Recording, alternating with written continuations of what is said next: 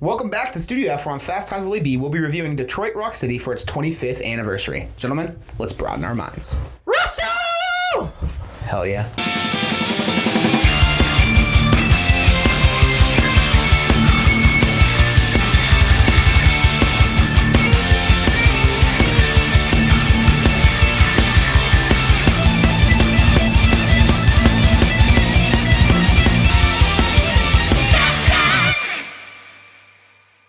Welcome back to Fast Times Willy B. I'm Willy B. I got Kory back. Kory, how are we doing today?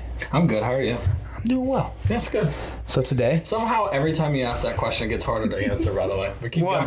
Why is it hard to answer? I don't know. You know, things are tough. Inflation, taxes. No, I'm just kidding. But we watched a good movie I don't today. know. You'd always blindside me. We watched a great movie today. Yeah, we did. You fix your gosh darn mouth. Hey, your first time being on here for a 25th anniversary. It is. Wow. Kind of crazy, you know? Yeah, absolutely. Thinking about you being the most reoccurring guest. And all of you out there who are friends with Will, you remember that. Finally getting you on for 25th anniversary. And you know, when I scheduled out 25th anniversaries for August, there was nobody else I wanted for this movie. Oh, bless your heart. I wrote this movie in the Excel spreadsheet that I keep for my planning, and I typed the guest before I even asked you. Oh my goodness. Today we'll be reviewing Detroit Rock City. 25 years old this month. And I knew you've been trying to get me to watch this since we've met. Yeah. Considering your filmography is explicitly these things. That's fair. That's fair. Directed by Adam Rifkin. And some recognizable names in this movie. For sure. We got Edward Furlong, which, you know, Terminator movies. Mm-hmm. We've got Lynn Shay, which, you know, Insidious movies. Oh my god. She's and Nightmare on Elm Street. I have a note on my phone, and it says weird actors that I love for no reason. I might throw her on that list. Yeah. Every time I see her, man, a joy. For sure. A joy. I almost said a chore. A joy. A joy. And then Natasha Lyonne. Big year for her. Weird. She was an American Pie as well. So, you know, American Pie, Detroit Rock City, supporting roles, but still nonetheless, I liked her in both of them. Kind of strange because I didn't know her name until like a year ago. And all of a sudden, it's like, she's in that? Yeah. It's everywhere. She's like definitely more well known for her modern shows like Orange is the New Black, Poker Face, but 99, big year. Absolutely. But we'll start with the good.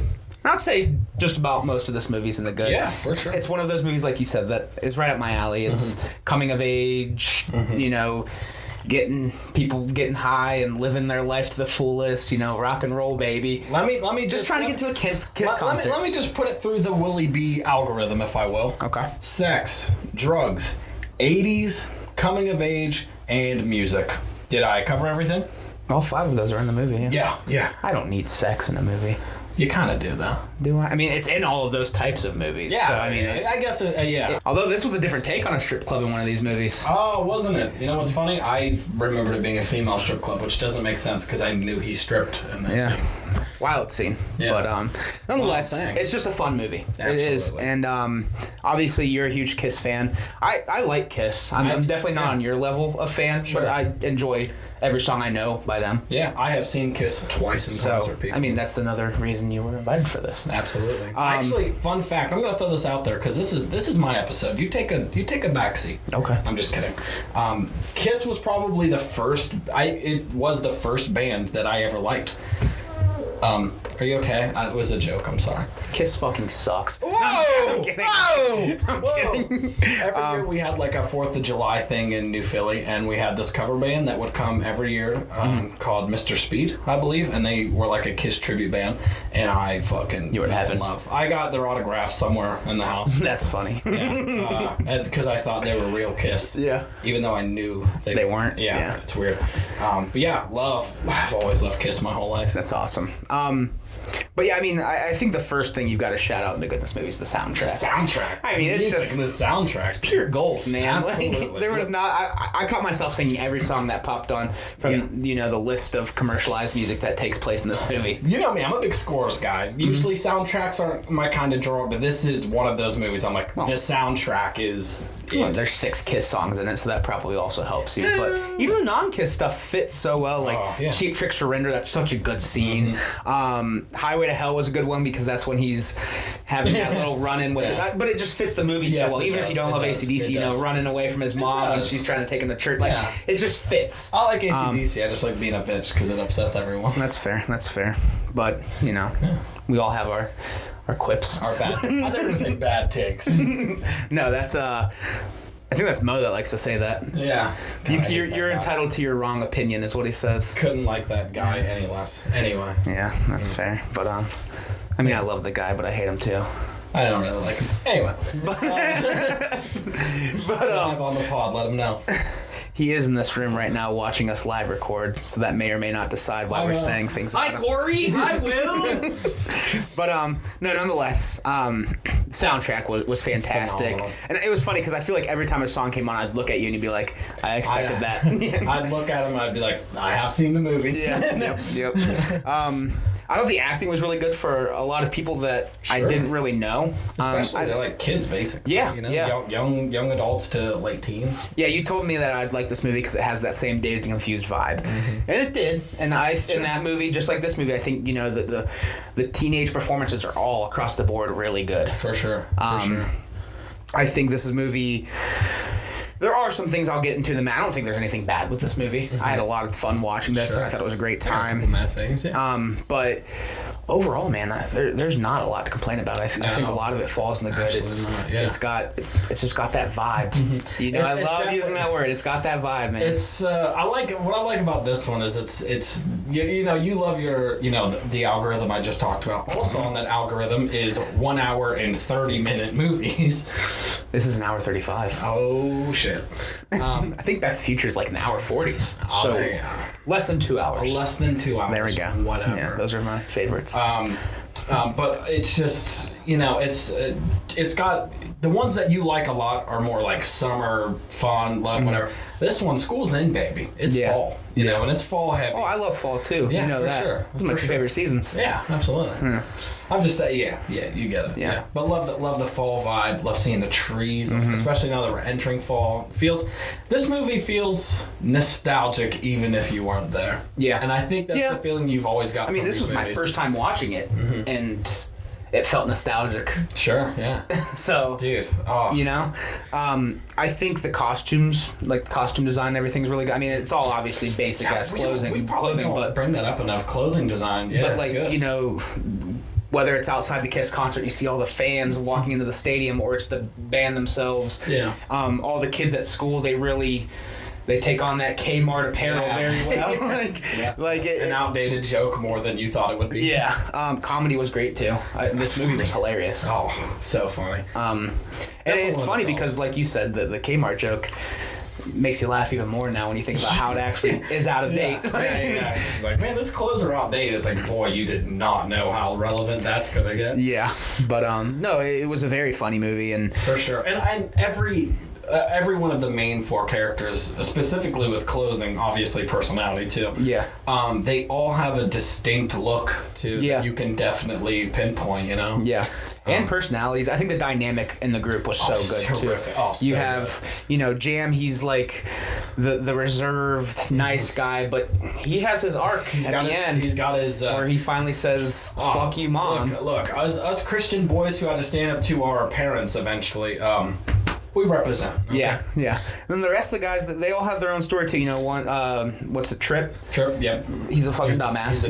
He's the J. Yeah. When you're talking about, you mentioned that, he was like, he kind of looks like Jason Mewes. Yeah. And he had that similar type of feel to him. And then, the one guy had his arc too. I can't remember his name.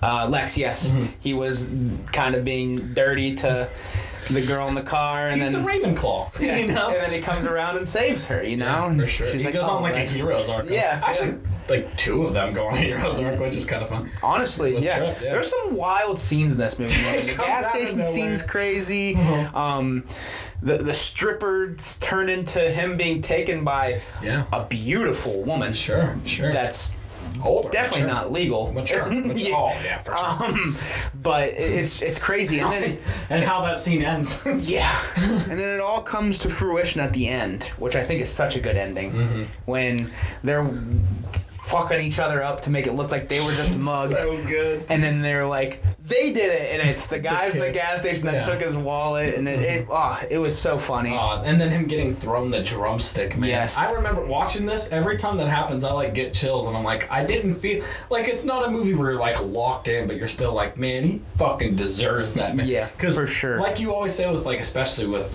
Dazed and Confused, it's like, what a night that dude had, man. Mm-hmm. You lost your virginity in a confessional booth. Stood up to your mom, lost your drumstick, and gained one at your favorite band's concert from your favorite drummer. Incredible, man. Yeah. It was a good movie. Is there anything else that really sticks out to you in the good? I mean, like I said, a lot of it falls there. But just in general, I feel like I say that a lot on this podcast. Just in general, like you talked about the vibe and stuff, but like we could really, I feel like I could really go in on the dynamic of these guys. They're almost like Ed and Eddie in a way, you know. Yeah, that's kind of what they remind me of. Yeah, you know.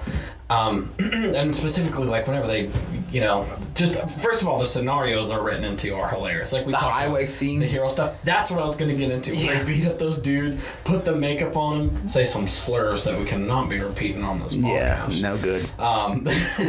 And like just that's such a badass scene. Yeah, man, nutting the one dude, and then they all just gang up on the second dude. Yeah. Oh my god, the pizza just throwing it out the back window and whatever. And these characters, I feel like there's actually some depth written to them, especially Jam. Obviously, he's kind of the main one. Yeah. You know, you can feel like his repressed, nice guy kind of situation, whatever. And even in the car, they call him out. They're like, dude, you're just being nice because there's a freaking girl in the car. Yeah. Like, yeah, probably. I've been there. Yeah. You know, everyone wants to be on a hero's journey, but I feel like the characters are actually just really, really well written. Oh, they are. And this movie, I'm pretty sure, was written literally because the band members of Kiss, I think somebody approached them and was like, do you want to get a movie made about you guys? They're like, fuck yeah. You know? Yeah. And that's just, you know, this is incredible. No, My love for Kiss goes very far. Yeah. No, it was. I think the characters are very well written, especially the core four we get. Mm-hmm. I liked it a lot. And, yeah, man. Yeah, there's not a lot. I'm glad I finally got to see it. I'm glad I finally got to see it. It's a barrel of fun. How do you talk about fun for 35 minutes? And I'm glad you watched it with me too. No, me too. I'm glad I could be there. So we'll hop over to our meh. The glaring meh I have is some of the camera editing. Like, damn it! I was gonna say scene transitions. The transitions, like some of them were cheesy. They looked like they were pulled straight out of Cap Cut. But like, editing, but like, weird. Specifically, the one that sticks out, the gas station scene where we get like 72 different shots of him falling, like just things like that. Yeah. They did a little bit too much. I know specifically the editing scene that stuck out to me was whenever they're on the highway after Hawk nuts that dude, like him walking back to the car cuts like 4 times. Like, it's the same camera, but you cut it 4 times. Yeah. Because you even said something, you're like, that was a weird cut. And I was like, yeah, it was. They did it again, and I went, that's another weird cut. Yeah. And then they did it again. Yeah. That's one of my biggest pet peeves. Usually I don't notice it on first watches, and then on a rewatch I notice, I'm like, they literally, just to make a scene shorter, they'll like cut somebody walking from here to over there.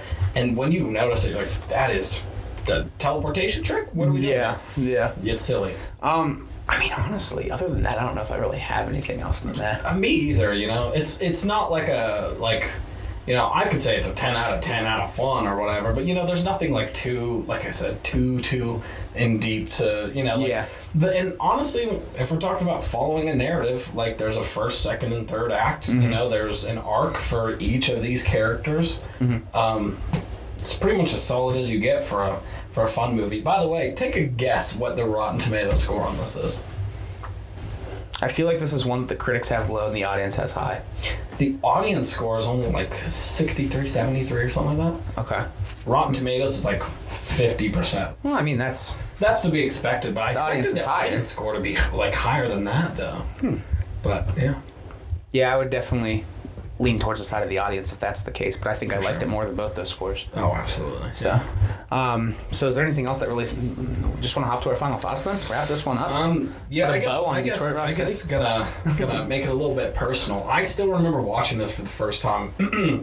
Even though he won't. It was with my grandfather. I was raised by my grandparents. It's a long story. And we can talk about it if you want. We can talk Detroit Rock City. Okay. No. But I remember being like maybe 6 to 8 or something. Like I said, whenever Mr. Speed would come into town, that was a big thing for me. Every year, my grandpa knew, we had to be there. Yeah. But yeah, I think it was just on cable TV. And I just, I don't have a lot of memories of watching movies with my grandparents because, frankly, they don't give a shit about pop culture, movies, none of that stuff. But I remember that one, him being like, hey, you should come watch this. And that'll probably stick with me forever. Yeah. So getting even with commercials. Even with commercials, yeah. Probably thought they were part of the movie for a little bit. Absolutely, I did. Why is there a weird Time Warner cable plug-in? Now I see a commercial. I'm like, I will pay $80 for you to get out of my face. Yeah.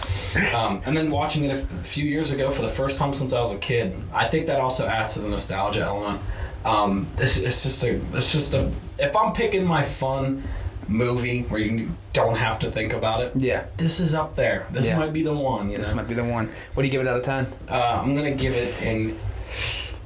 I was leaning towards an 8.5, man. I'm just gonna give it a 9, man. Okay. I love this movie too much to not. I'm glad you gave it a 9 because when you were starting to say in the 8s, I was like, I thought your score was gonna be higher than mine. Mm-hmm. I'm going 8. Yeah. When you were saying 8.5, I was like, oh, we're on the same wavelength. I definitely thought this was one that I would be below you a little bit, but still same wavelength. I have it. Still think it's a great movie. Yeah. I have it at an 8 on Letterboxd, but I think considering just how rewatchable it is for me, I think I need to turn my critic side off because I feel like, I can't give it that high of a score because it's not that personal or whatever. It doesn't need to be, man. Yeah. It's an awesome movie. It's a 9 for me. For sure. Yeah, like I said, I'm glad I finally got to watch it. Because this is, we both, when we first met, were talking about movies that shocked us that the other one hadn't seen. I think your list was a little more shocking because there were some blaringly. There were some big ones. We complete each other because you hit me with the we gotta watch some of the most popular movies of all time, and I'm like, dude, you gotta watch this movie that no one's ever seen. Well, it's funny because you'll hit me with a deep cut, you'll be like, you haven't seen that? I'm like, Kory, I think 80% of the population has. And then I'll like, you haven't seen Jaws? Yeah, and I'll say something like that, and you'll be like, so? And I'll be like, dude, 99% of the population has seen that. But no, I'm glad I finally got to cross this one off the list, and I mean, like you said, it's right up my alley. It's just fun, man. This is a VHS CRT rock and roll, man. Especially Halloween time, this would be a good watch of it. 100%, I agree. Yeah. We gotta hunt this one down. Oh, absolutely. Let's do it. Absolutely. That'll do it for Detroit Rock City. Kory, my man, thank you again for coming on. Thank you for having me, as always. Thank you for watching. If you like what you're watching, check out some of these other videos. Hit the subscribe button or follow the social links down below. Go check out Detroit Rock City for its 25th anniversary. Absolutely. And special thanks to Mohammed for sitting here during the podcast. We love you, Mohammed. We love you. I love you more. We will talk to you all soon. Peace.